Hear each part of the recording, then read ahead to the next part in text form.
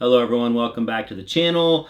More big stock news today, some economic developments with Trump, and some theories as to what may be going on here. If we go back to his first term, as some of you know from watching me for a while now, I used to trade stock options at the first 2 years or so of his first term, and I was very attuned to all that was going on.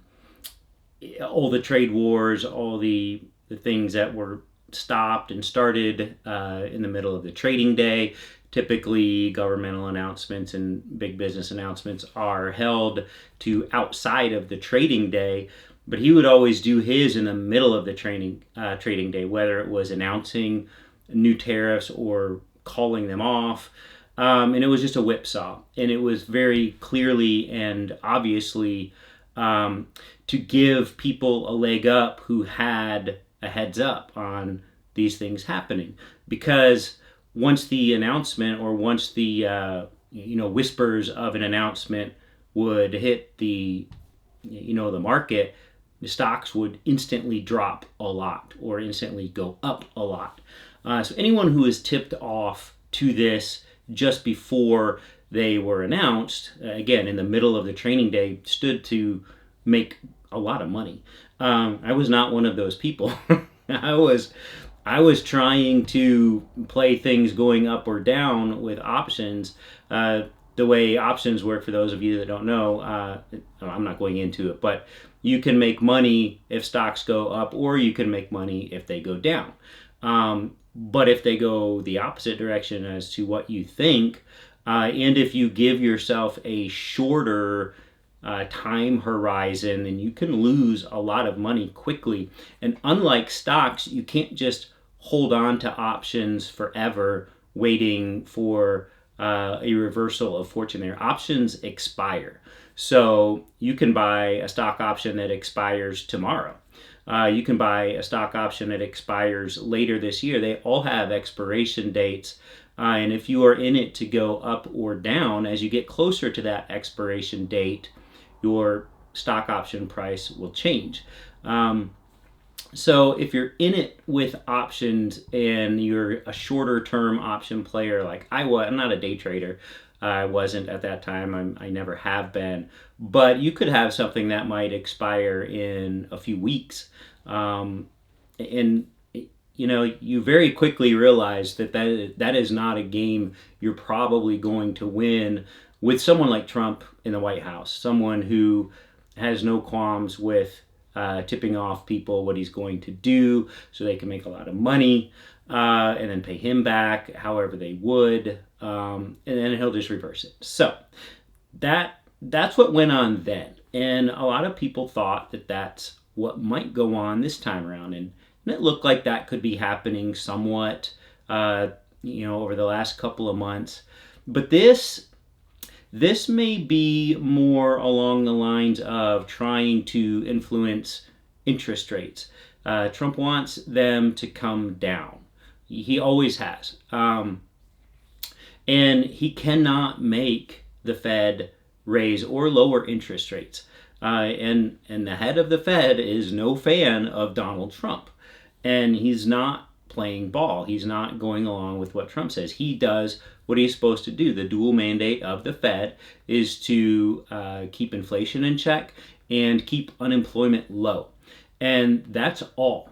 That is all they are doing.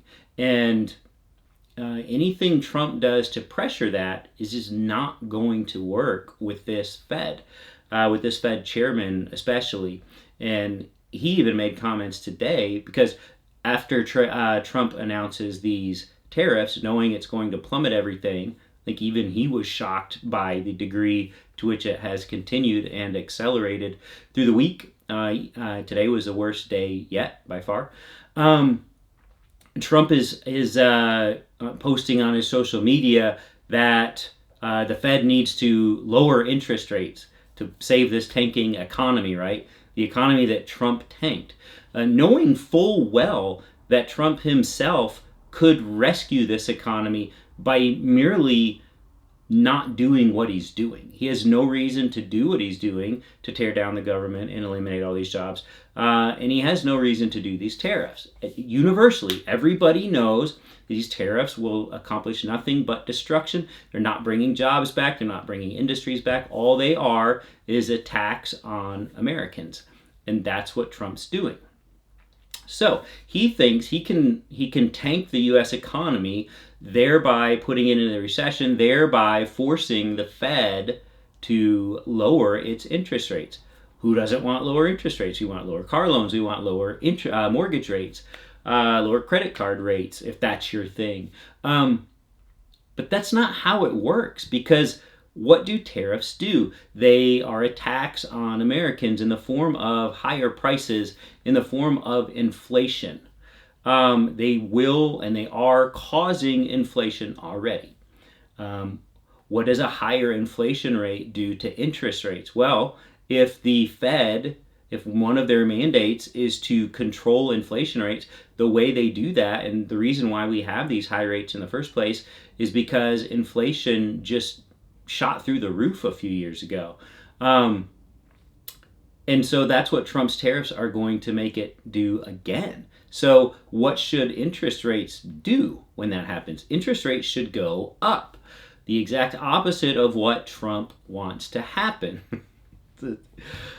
So that's where we're at there. Now, the interesting thing is there are some traders and some investment banks that are actually betting on an interest rate drop this year. We were supposed to have several drops this year projected by the Fed itself, but then once Trump came into office and announced all of his tariff plans for when he took office, the Fed backed off that and said maybe we'll get one or two small interest rate cuts this year. So, boy, I did not intentionally set out on a whole financial thing, but here we are. So why would traders and banks think that maybe there will be some large cuts coming after all this year? Well, they are worried about the other mandate of the Fed, which is low unemployment rate. The tariffs lead to a recession. It's so bad that companies have to lay people off. That could cause widespread unemployment. So then what does the Fed do when these mandates are in conflict? We have some recent history with that. When unemployment really skyrocketed during COVID, the Fed really dropped interest rates to just about zero. So we know they will do that. But then once we saw inflation taking hold, they spiked interest rates back up to higher than they were before. So what Trump is trying to do is manipulate the Fed and its interest rates in the same way he manipulates the stock market to get his buddies rich. Except the Fed doesn't work that way. They only meet every 6 weeks. And this Fed chairman is in no hurry. And those are exact words whenever he's asked about this. He always says, we are in no hurry to change our policy. We're going to wait and see how this shakes out. We expect these tariffs to result in increased inflation. Not going to say it's going to increase rates, but we're going to wait and see. We're not in a hurry. This is what he says every time, including yesterday and today. So it's not a game that Trump is going to win, nor is the tariff war a game he is going to win. Switching gears here, I had a longtime commenter, viewer, comment on yesterday's thing about coming up on a college graduation. So congratulations to you. Congratulations to everyone who's coming up on this. I had a coworker get married last week. These are times that are, these milestones that we all have, whether it's education or life changes, whatever it may be. We think we are uniquely in trouble and uniquely doomed because we are entering into this world of uncertainty and a lot of terrible things going on.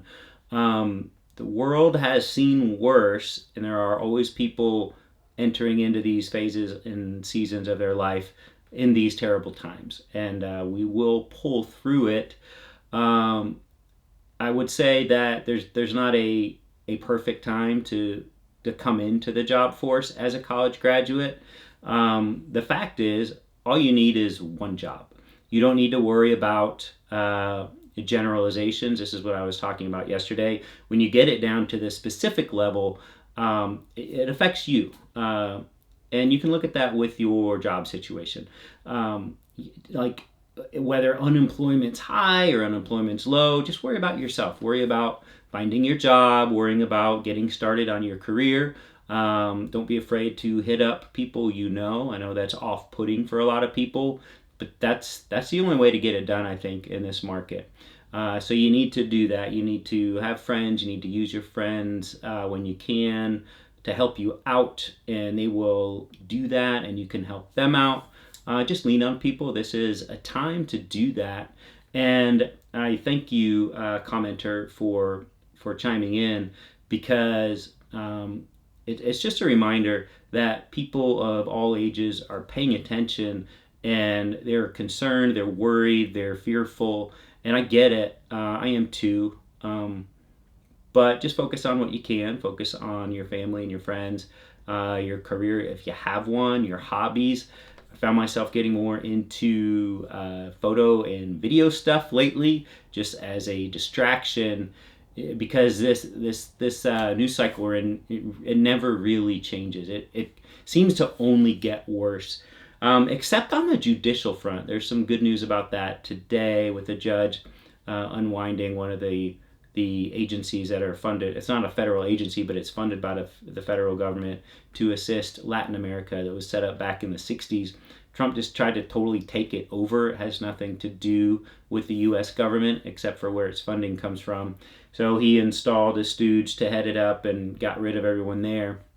So a judge reversed all of that today. And even in the proclamation that did that, reinstating the old CEO and getting rid of the new puppet, this judge even said that all of the actions undertaken by the CEO that Trump installed would be null and void and reverse, as if they never happened. So I love that. I love the judiciary standing up. That's, again, been saying it for a long time, but that is our hope here, for judges to continue to do what they must. Okay, that's it. It's a Friday evening.